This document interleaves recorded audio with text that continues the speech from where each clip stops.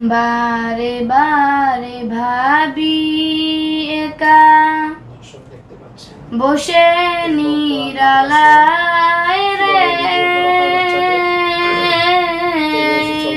খেয়াল করেন, আমার দিকে খেয়াল করেন। বারে বারে ভাবি একা বসে নিরালায় রে। বলেন। বারে বারে ভাবি একা আমার দিকে তাকিয়ে বলেন। বসে নিরালায় রে। বসে নিরালায় রে রে রে বসে নিরালায় রে। বারে বারে ভাবি একা বসে নিরালায় রে। বারে বারে ভাবি একা বসে নিরালায় রে।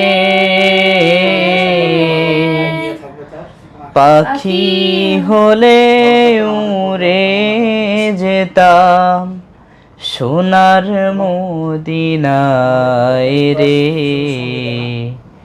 সোনার মদিনায় রে। পাখি হলে উড়ে যেতাম। উড়ে না, উড়ে উড়ে।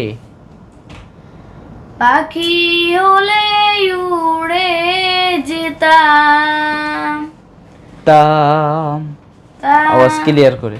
তাম। পাখি হলে উড়ে যেতাম সোনার মদিনায় রে। সোনার মদিনায় রে। আসসালামু আলাইকুম। ওয়ালাইকুম আসসালাম। ভালো আছেন? আলহামদুলিল্লাহ।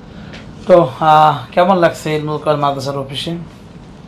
জি আলহামদুলিল্লাহ, অনেক সুন্দর লাগতেছে। এটা সত্যি একটা কথা বলবেন, আপনি অনেক বড় প্রতিষ্ঠানে কাজ করেছেন তানজিমুল উম্মায়।